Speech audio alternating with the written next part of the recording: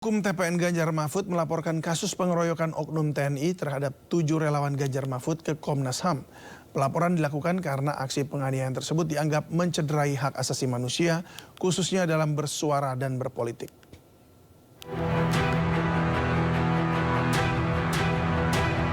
Tim hukum TPN Ganjar Mahfud melaporkan kasus penganiayaan oknum TNI terhadap 7 relawan TPN ke Komnas HAM Rabu pagi. Pelaporan ini dilakukan karena aksi kekerasan tersebut dinilai telah mencederai hak asasi manusia, khususnya dalam bersuara dan berpolitik. Selain itu, Komnas HAM juga diminta untuk memberi perlindungan kepada para korban dan keluarganya untuk mencegah adanya intimidasi dan ancaman.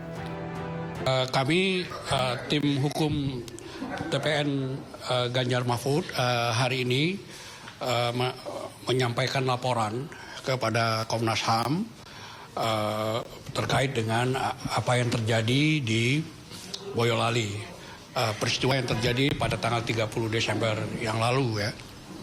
Kami menyampaikan kepada Komnas bahwa peristiwa tersebut adalah merupakan bentuk dari pelanggaran hak asasi manusia, khususnya pelanggaran terhadap hak bebas dari penyiksaan dan perlakuan lain yang kejam. Usai menerima laporan, Komnas HAM akan berjanji akan melakukan pendalaman dan mengumpulkan beberapa bukti sebelum menyelidiki lebih lanjut.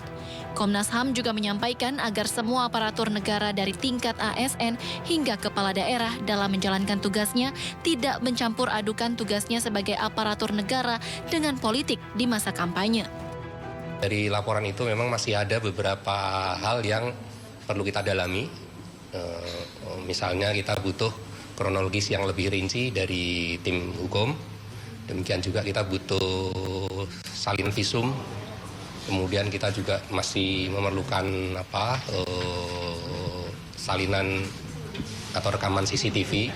Dan itu kita akan terus koordinasi dengan tim hukum agar gambaran dari peristiwa itu dapat lengkap utuh gitu ya. Nah, dari situ nanti kami akan melakukan analisis apakah dari peristiwa ini ada pelanggaran HAM-nya atau tidak. Beberapa waktu lalu, pengeroyokan relawan Ganjar Pranowo Mahfud MD yang terjadi di depan Batalion Infanteri 408 Raider Kodam 4 di Ponegoro terekam kamera CCTV. Dalam video, sejumlah oknum prajurit menghampiri pemotor yang tengah melintas dan menarik serta menganiaya hingga terjatuh ke jalan. 4 orang terluka akibat peristiwa ini. Dari Jakarta, Steven Patinama, Eri Nugraha, iNews melaporkan.